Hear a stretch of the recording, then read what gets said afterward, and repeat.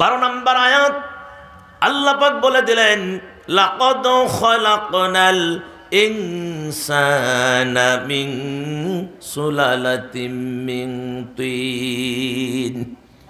আমি মানুষকে মাটির নির্যাস থেকে আমি আল্লাহ সৃষ্টি করেছি। ওই যে ফলমূল ইত্যাদি বাবার পেটে, বাবা এবং মা যখন হালাল কাজে মিলিত হলেন, বাবার থেকে দ্রুত গতিতে এক ফোঁটা সেই রস ভিতরে থাকার কারণে পচে যায়, দুর্গন্ধ হয়ে যায়। এই রসটুকু মায়ের জীর্ণ কুঠিরে চলে গেল।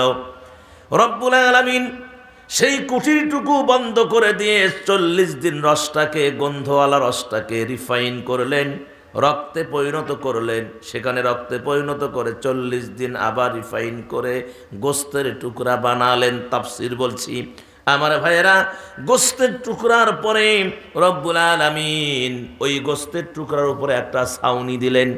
ছাউনি দিয়া এই গোস্তের টুকরার ভিতরে মাথা, নাক, চোখ, কান, মুখ, হাড়, হাড্ডি সব সিটিং ফিটিং করে আমার আল্লাহ মায়ের জীর্ণ কুঠি, মায়ের জীর্ণ সেই চিকন রাস্তা দিয়ে 10 মাস 10 দিন 9 মাস 12 দিন যার যেমন আসার সময় আল্লাহ রব্বুল আলামিন মায়ের কলিজার টুকরা সন্তানকে পৃথিবীতে আল্লাহ বাহির করে দিলেন। সুবহানাল্লাহ। হ্যাঁ, বাহিরে আসলাম, আসার পর টোয়া ওয়া ওয়া, কোনো থিতবোধ নাই, কিচ্ছু নাই। কথা কন ঠিক কিনা? কোনো কিছু, খালি কান্না ছাড়া আর কোনো ভাষা আমাদের জানা নাই, শুধু কেঁদেছি। মা তখন বুঝতে পেরেছে আমার সন্তানের অসুবিধা, অথবা আমার সন্তানের ক্ষুধা লেগেছে, অথবা আমার সন্তান কোনো কারণে কষ্ট পেয়ে কান্নাকাটি করতেছে। মা দৌড় দিয়ে এসে সন্তানকে বুকে তুলে নেয়, আর মা তার গোডাউন থেকে সন্তানের খাবার সার্ভিস দেয়। সুবহানাল্লাহ। কোন ও আমার বান্দারে, আমার নিয়ামতের শুকরিয়া আদায় কর। যে নিয়ামত তোরে আমি দিয়েছি, এই নিয়ামতের শুকরিয়া আদায় কর। আমি রব্বুল আলামিন নিয়ামতটারে বাড়িয়ে দিব। আর যদি না শুকর করো, অস্বীকার করো, আমি আল্লাহ শক্ত আযাবে গ্রেফতার করব। বিদায় আমার ভাইয়েরা, নিয়ামতের শুকরিয়া আদায় করতে হবে। আল্লাহ যে আমাদেরকে এখানে আসার তৌফিক দিয়েছেন, শুকরিয়া আদায় করার দরকার আছে না নাই? জোরে বলি না আলহামদুলিল্লাহ, আরো জোরে বলি আলহামদুলিল্লাহ।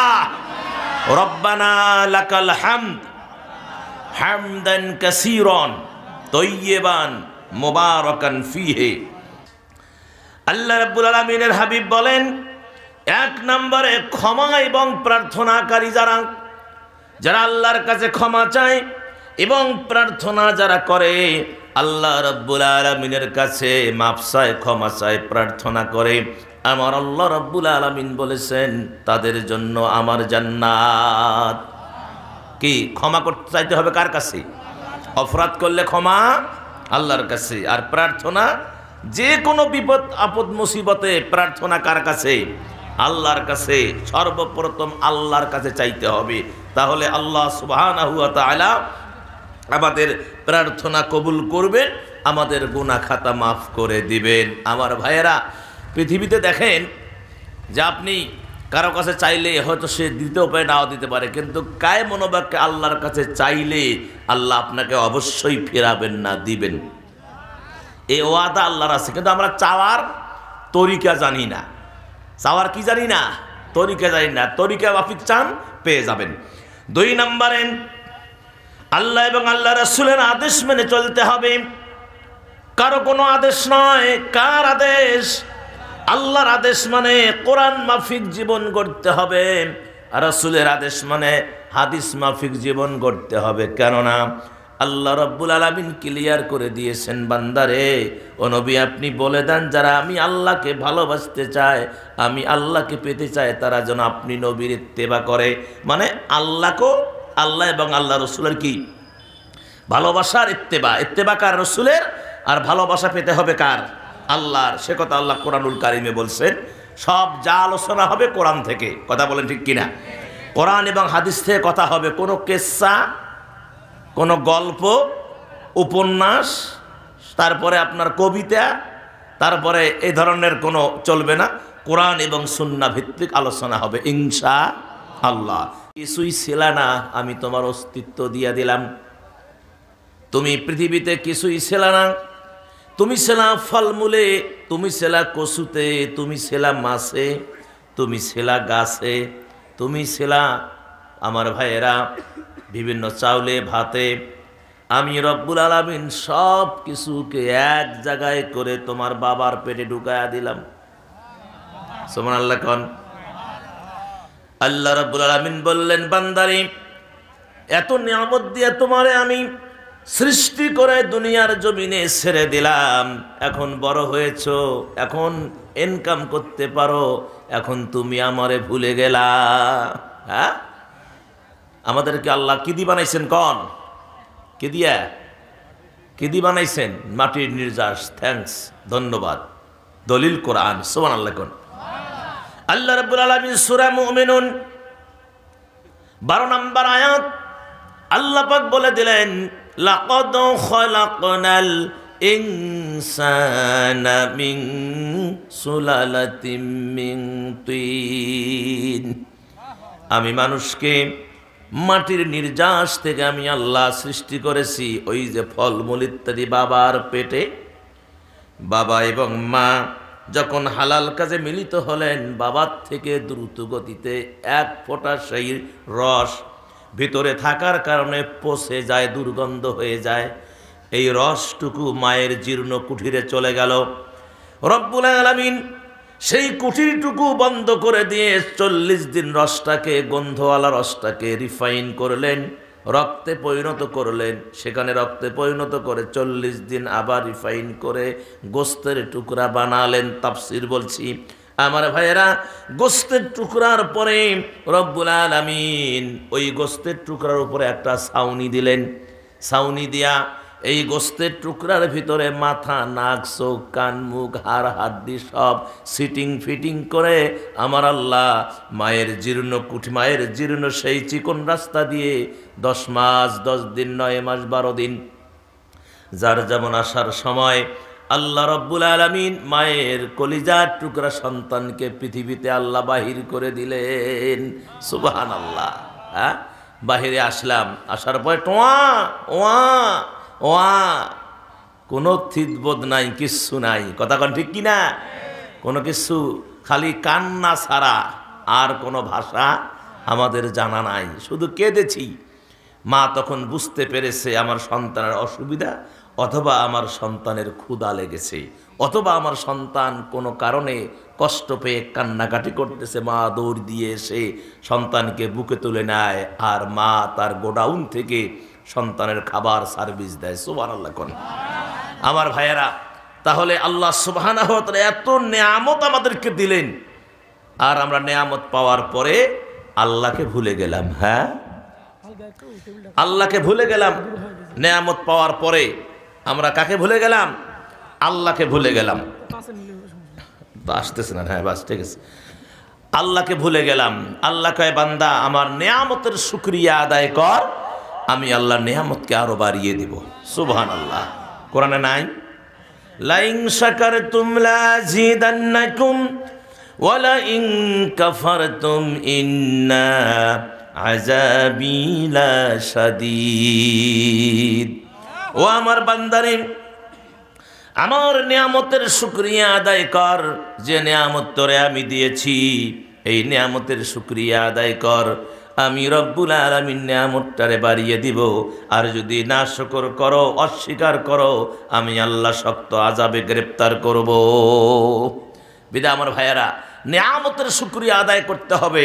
আল্লাহ যে আমাদেরকে এখানে আসার তৌফিক দিয়েছেন, শুকরিয়া আদায় করার দরকার আছে না নাই? জোরে বলি না আলহামদুলিল্লাহ? আরো জোরে বলি আলহামদুলিল্লাহ।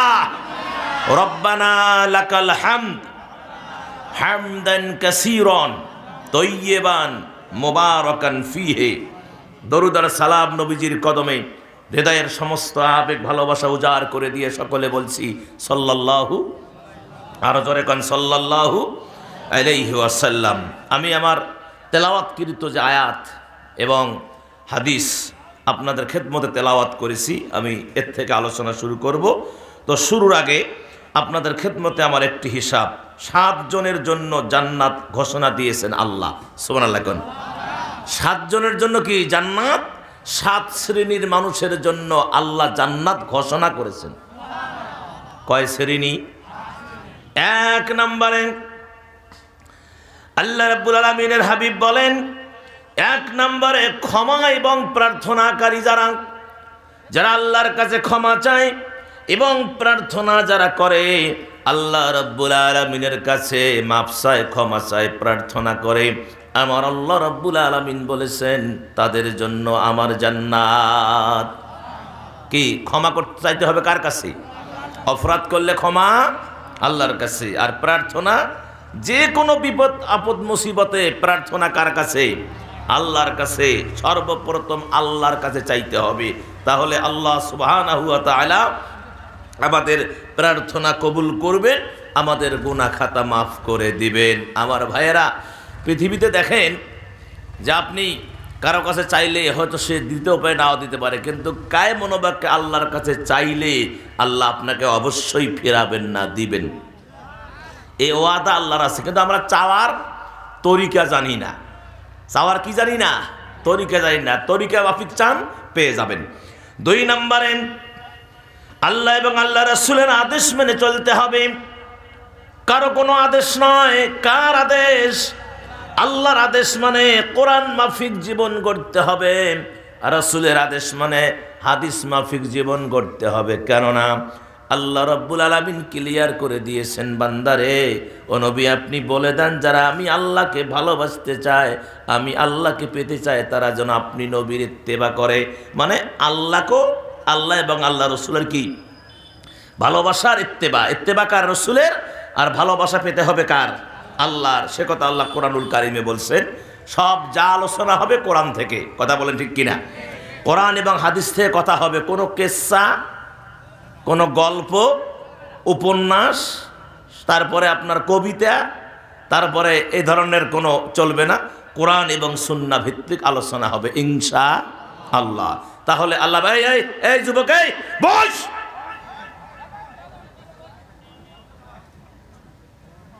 একদম চুপচাপ ভাই, বসেন বসেন ভাই, বসেন। তাহলে আল্লাহ পাক কোরআনে কি বলছেন সেটা আগে শোনেন। কুল ইন কুনতুম তুহিব্বুনাল্লাহ, ঠিক কিনা? ও নবী আপনি বলুন, যারা আমি আল্লাহর ভালোবাসা পেতে চায় তারা যেন ফাত্তাবিউনি, ফাত্তাবিউনি, তারা যেন আপনি নবীর ইত্তেবা করে। এখন আপনি বলেন, যারা নামাজ পড়েন, রোজা করেন, হজ টাকা আছে, হজ করেন, জাকাত দেন, ভালো মন্দ বোঝেন সব। এখন আপনি বলেন, আপনি যে নামাজটা পড়তেছেন এটা কি রসুলের তরিকা মাফিক হচ্ছে? ভালো খুব বোঝেন, মানে আন্দাজি বলা যাবে না। রসুলের তরিকা মাফিক কি হয়? কেননা রাসূলের তরিকা মাফিক যদি নামাজ হয়, রাসূলের তরিকা মাফিক যদি চলাফেরা হয়, রাসূলের তরিকা মাফিক যদি রিজিকের সন্ধান হয়, রাসূলের তরিকা মাফিক আয় রোজগার ব্যয় হয়, তাহলে 100% সিউরিটি আপনার মনে কোনো অশান্তি থাকবে না, বাড়িতে অশান্তি থাকবে না, সব জায়গায় আপনি শান্তি পাবেন। আপনি কি শান্তি পান? শান্তি পান? কলবে হাত দিয়ে বলতে হবে শান্তি কি পান? তাহলে বুঝবেন আপনার ইবাদত, আপনার নামাজ, আপনার রোজা, আপনার হজ, আপনার জাকাত, আপনার ইবাদত রাসূলের তরিকা মাফিক হচ্ছে না। এটা হিসাবের কথা। আপনি যদি রাসূলের তরিকা মাফিক যদি আপনি জীবন যাপন করেন, তাহলে আপনার সংসারে কি কোনো সময় ক্যাসাল হবে না, দুঃখ কষ্ট আসবে। তবে আল্লাহ মাঝে মাঝে যারা রাসূলকে অনুসরণ করবে, যারা আল্লাহর প্রতি ঈমান আনবে, যারা কোরআন মাফিক জীবন গড়বে, যারা সুন্নত মাফিক জীবন গড়বে, আল্লাহ পাক কোরআনেই বলেছেন সূরা বাকারার এই আপনার শেষের দিকে দেখবেন 155-56 নম্বর আয়াতের মধ্যে দেখবেন আল্লাহ পাক এ কথাটা ক্লিয়ার করে দিয়েছেন যে আমি তাদের মাঝে মাঝে পরীক্ষা নিব। জোরে কোন সুবহানাল্লাহ। কি নিবেন?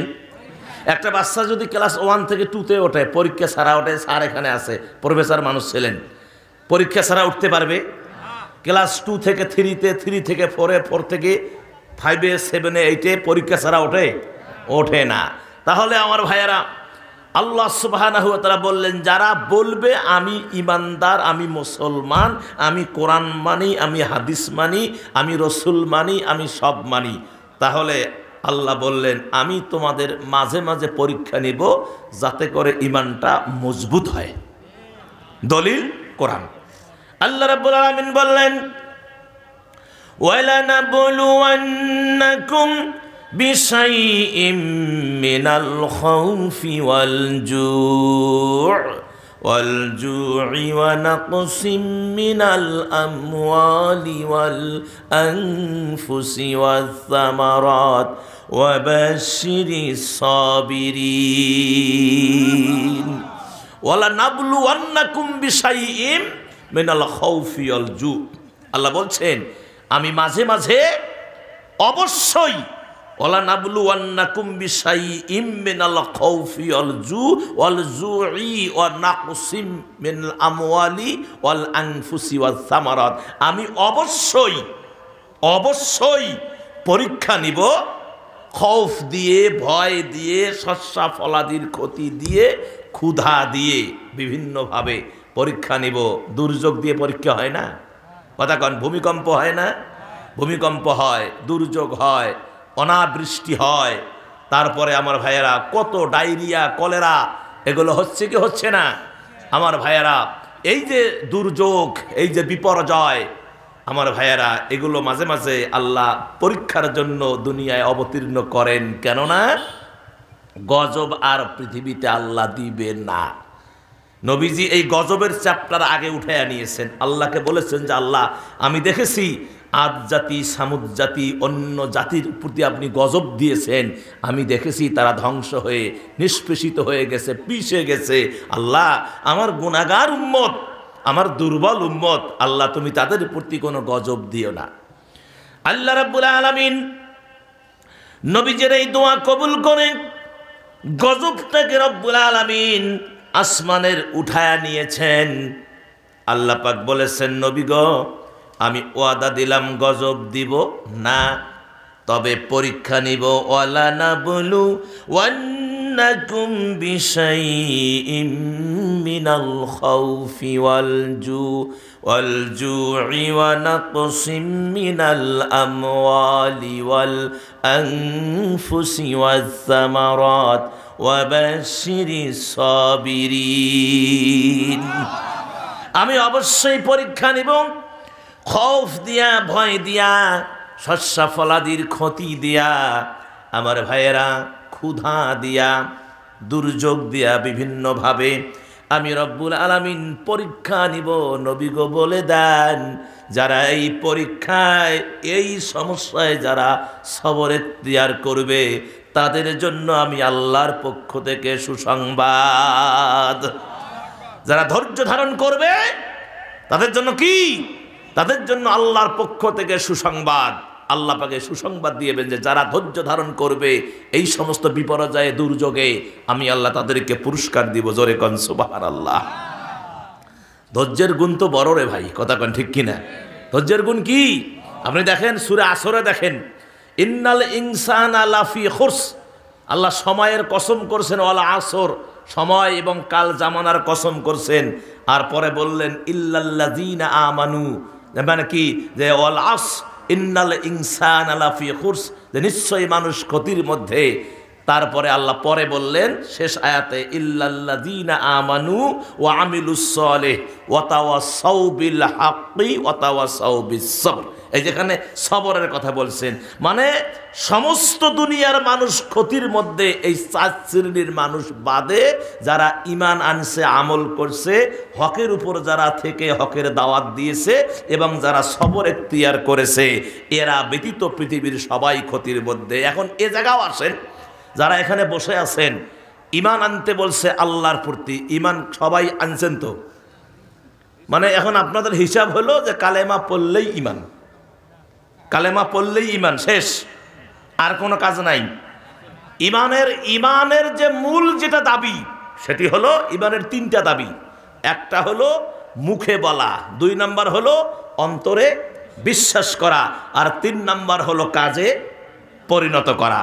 আপনি ঈমান আনলেন, অন্তরে বিশ্বাস করলেন, কাজে পরিণত করলেন না, এটার নাম পূর্ণ ঈমান হতে পারে না।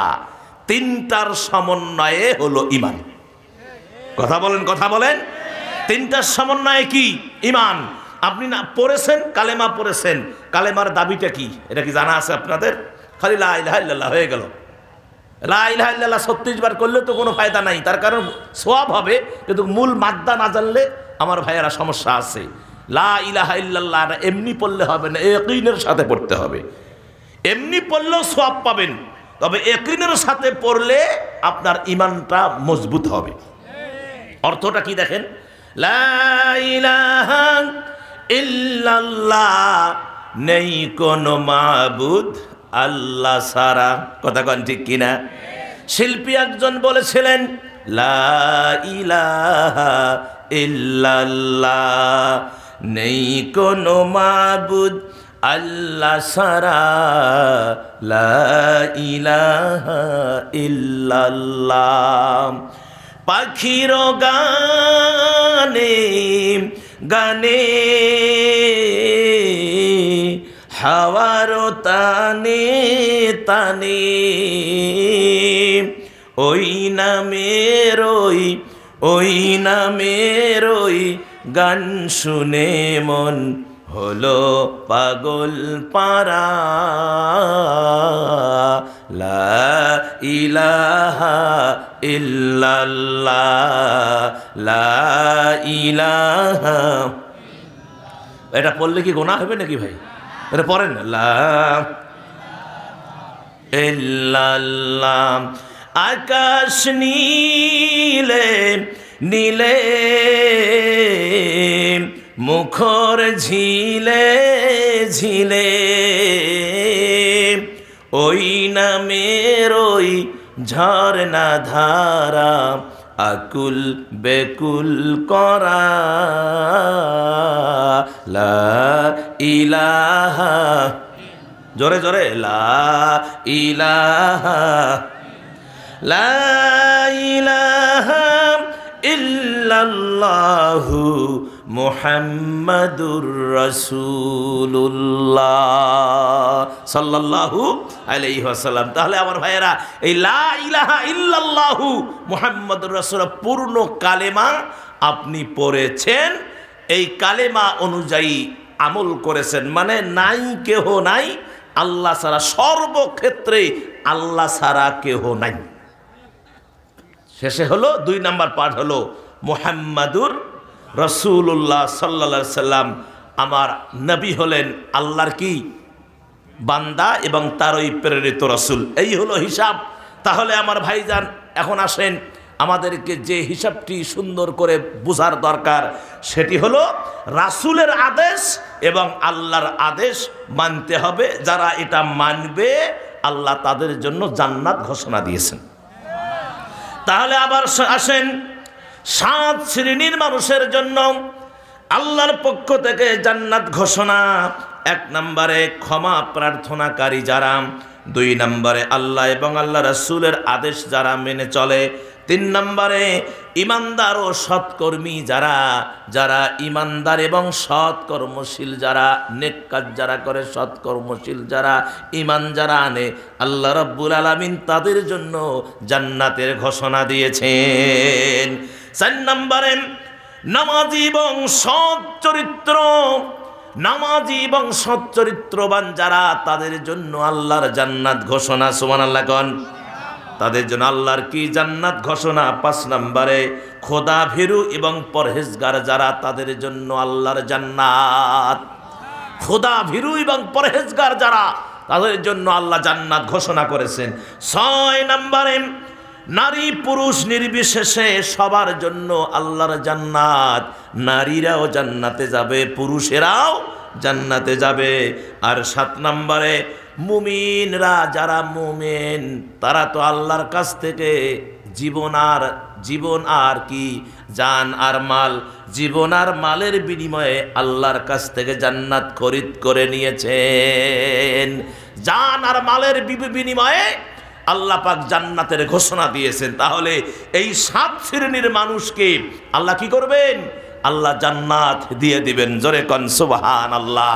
আমার ভাইয়েরা, আমাদেরকে ইয়াকিন করতে হবে যাতে করে এই 7 শ্রেণীর মধ্যে আমরা থেকে আল্লাহর জান্নাতটা লুফে নিতে পারি। আল্লাহ যেন তৌফিক দান করেন, সকলে বলি আমিন। এখন আসেন আমার তেলাওয়াতকৃত আয়াত থেকে আপনাদেরকে আলোচনা শোনাচ্ছি। আমি আপনাদের খেদমতে কোরআনুল কারীমের সূরা বনী ইসরাইলের 23 নম্বর আয়াতের অংশবিশেষ এবং সূরা বাকারার 2 নম্বর আয়াতের অংশবিশেষ আর বিশ্বনবীর অগণিত হাদিস শরীফ থেকে আপনাদের খেদমতে ছোট্ট একখানা হাদিস শরীফ তেলাওয়াত করেছি। এই 3টির সমন্বয়ে এখন আপনাদের সঙ্গে আমার কথা হবে ইনশাআল্লাহ। আরো জোরে বলি ইনশাআল্লাহ। তবে শুরুতেই একটা মাত্র পয়েন্ট, সেটি হলো যে আল্লাহর নবী মুহাম্মদ রাসূলুল্লাহ সাল্লাল্লাহু আলাইহি ওয়াসাল্লাম মদিনায় থাকা অবস্থায় মক্কার ভিতরে এক যুবক, সেই যুবক বকরির পাল নিয়ে ময়দানে গেছেন। আর ওই বকরির পাল নিয়ে যখন ময়দানে গেছেন, একটা বড় আকারের বাঘ এসে বকরির পালের একটি বকরি নিয়ে সে যখন পাহাড়ের পাদদেশে ঢুকে পড়েছে, এমতো অবস্থায় এই ছেলেটি জীবনের উপর বাজি রেখে বাঘের কাছ থেকে বকরি ছিনিয়ে নিয়ে এসেছে। যখন বকরি নিয়ে মাঠে এসেছে, বাঘ তখন পাহাড়ের উঁচা চূড়ায় দাঁড়িয়ে ওই যুবকের উদ্দেশ্যে একটা নসিহত করলেন। আমার ভাইয়েরা, সেই নসিহতটা কি? ওই নসিহতের পরে আল্লাহর রসুল পর্যন্ত পরবর্তী ঘটনাটা গড়ালো।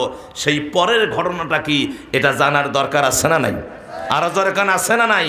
তাহলে পয়েন্টটা হলো এরকম, বাঘ পাহাড়ের উঁচা চূড়ায় এসে যুবককে নসিহত করতেছেন।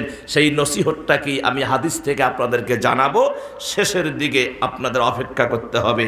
আর মা বোন যিনারা এখানে বসে আলোচনা শুনছেন, অনেক সময় শোনা যায় যে মা বোনদের জন্য কোনো আলোচনা হয় না, হুজুরেরা এসে খালি পুরুষের আলোচনা করে বাড়ি চলে যায়, আমাদের জন্য কোনো নসিহত করে না।